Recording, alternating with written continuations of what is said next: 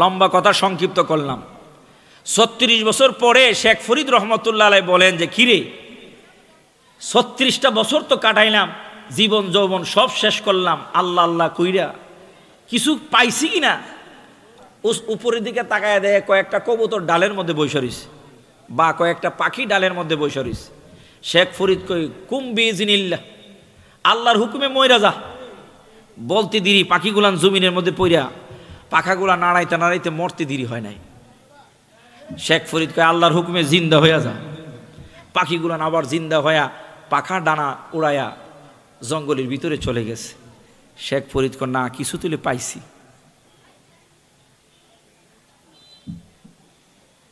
জঙ্গল থেকে এবার বাড়ির দিকে রওনা করছে। যাইতে যাইতে জঙ্গলের শেষ সীমানায় চলে আসলো। আয়সা দেখে ওই জায়গায় একটা ঘর, ভাঙ্গা কুঠির। শেখ ফরিদ তো এতদিন জঙ্গলের মধ্যে ছিল এক ধ্যানে, এখন তার তৃষ্ণায় বুক ফেটে যাচ্ছে, ক্ষুধায় খুব যন্ত্রণা করতেছে।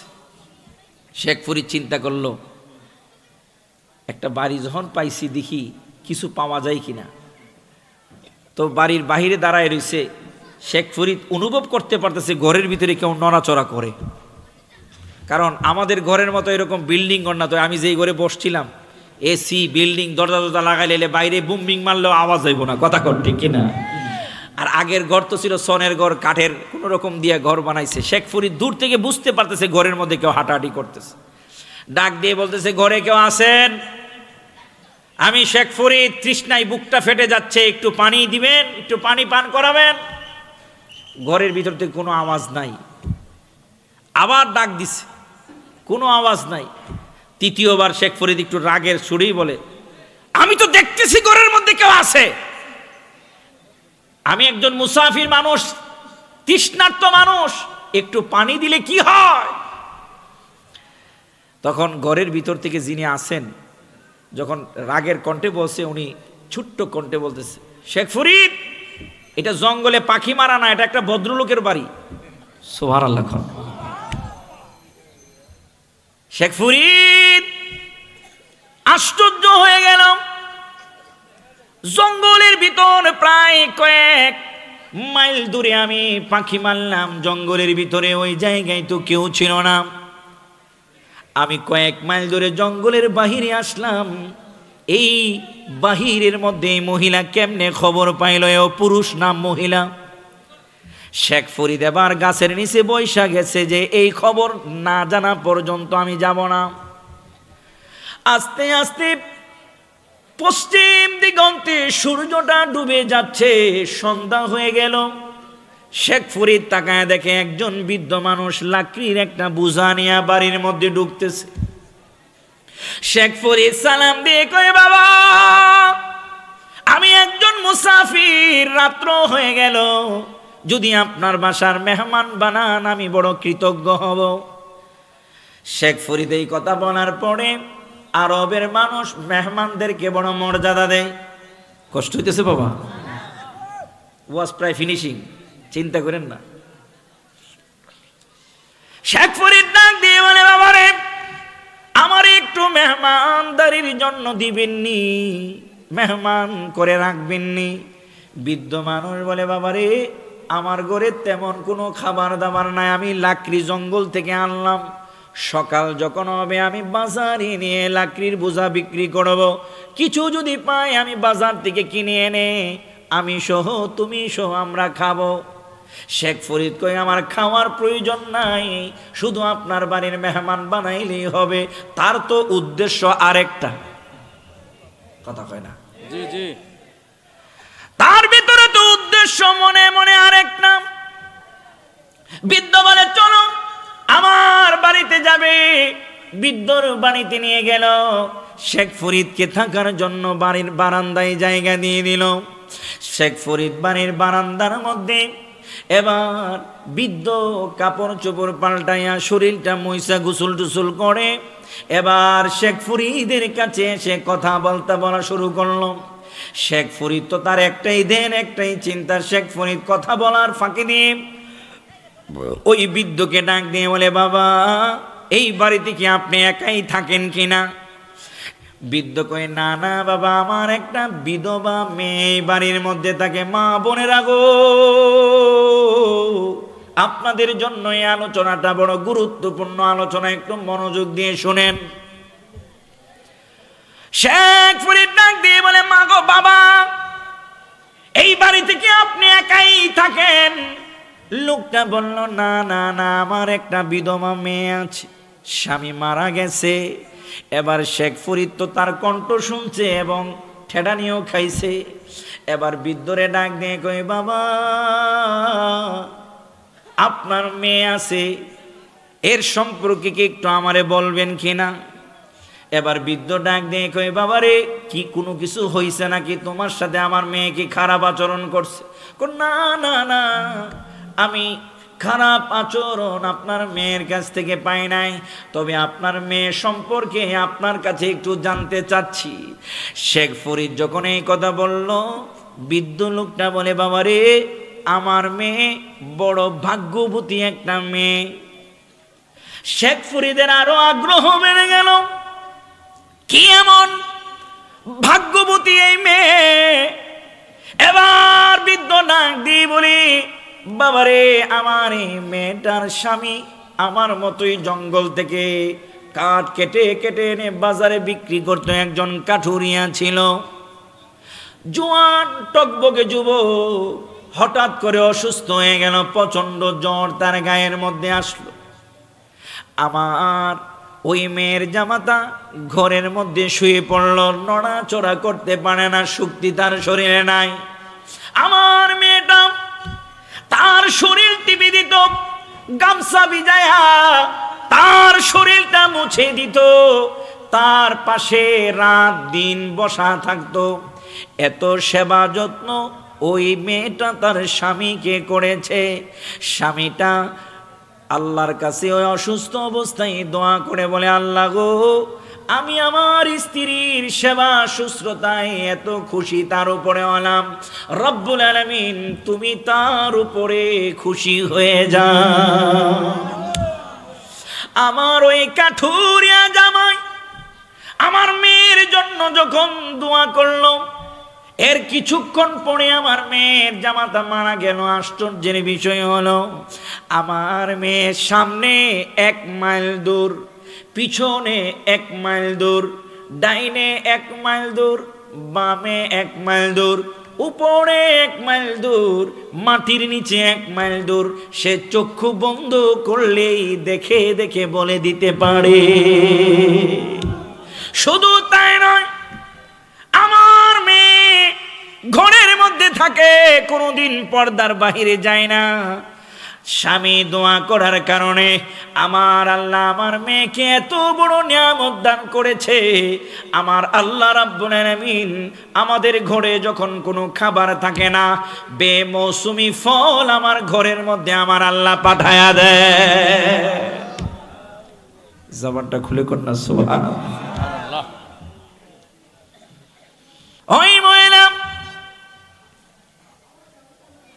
শুধু তাই নয়, শেখ ফরিদকে বৃদ্ধ ডাক দিয়ে বলে, শোনো, স্বামী দোয়া করার কারণে আমার মেয়ে যেই দোয়া করে, আমার মেয়ে মুস্তাজাবুদ দোয়া, আমার মেয়ে যেই দোয়া করে আমার আল্লাহ সেই দোয়া কবুল করে ফেলে। শেখ ফরিদ ডাক দিয়ে বলে, ও বৃদ্ধ কাঠুরিয়া রে, আমার বুঝতে আর বাকি নাই, বাকি নাই। জঙ্গলের ভিতরে আমি পাখি মারলাম, ওই জায়গায় কেউ ছিল না। আপনার মেয়ে ঘর থেকে জঙ্গলের পাখি মারার খবর জানে। একবার দেখা দাও যদি ও গো কমলে ওয়ালা, সবাই একবার দেখা দাও যদি ও গো মদিনা ওয়ালা, হাসি মুখে পড়াবো তোমায় হাজার ফুলের মালা। সবাই জবানটা খুলে কোন ইয়া রাসূলুল্লাহ, ইয়া হাবিব সবাই ইয়া রাসূলুল্লাহ ইয়া হাবিবাল্লাহ। দুইটা হাত তোলেন তো দেখি, ঘুমাইছেননি? এটা নাড়া দেন তো। মাশাআল্লাহ, সবাই তো সজাগ। আল্লাহু আকবার। ইয়া রাসূলুল্লাহ জিন্নাবাদ। দুইটা হাত তুলে আমার আল্লাহরে দেখান। রাত্র এখন গভীর, আমার সাথে সাথে সবাই কোন একবারে দেখা দাও যদি ও গো কামলে।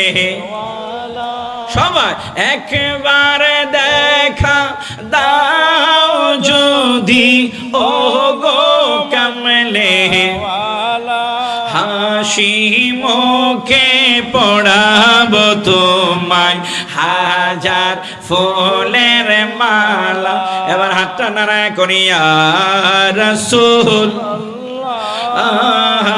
ইয়া হাবিব জোড়ে ইয়া রাসূল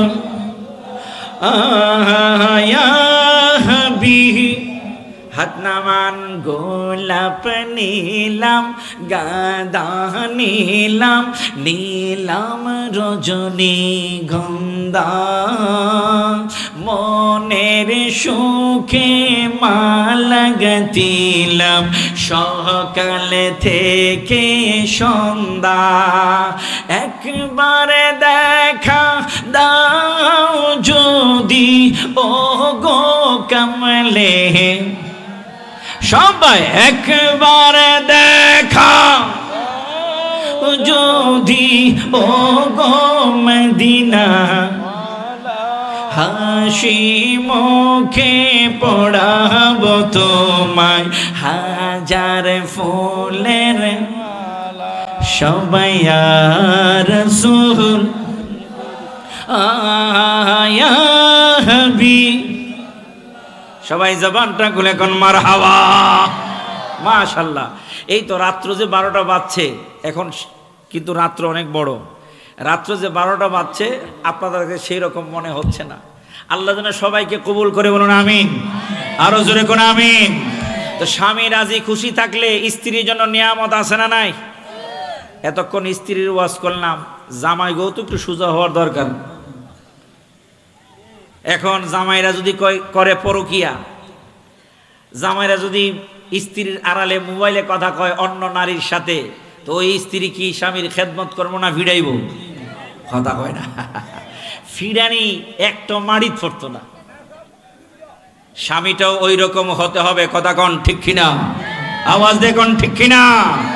আমার ভাইয়েরা, স্বামী স্ত্রী এটা জান্নাতি ভালোবাসার নিয়ামত। দুনিয়ার কোনো ভালোবাসার নিয়ামত না, জান্নাতি ভালোবাসার নিয়ামত। আর মনে রাখবেন, নারী এই জাতিটা কিন্তু জান্নাতি জাতি। কোন জাতি? কথা কয় না। জান্নাতি জাতি। এই নারী আল্লাহ আদমের বাম পাজরের হাড্ডি দিয়ে বানাইছে, একটু বাঁকা।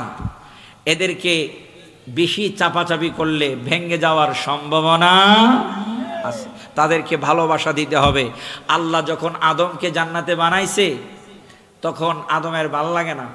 আল্লাহ আদমরে ঘুম পাড়ায়া সিজার করে অপারেশন করে বাম পাজরের হাড্ডিটা বের করে আল্লাহ রাব্বুল আলামিন হাওয়া আলাইহিস সালামকে বানাইলেন।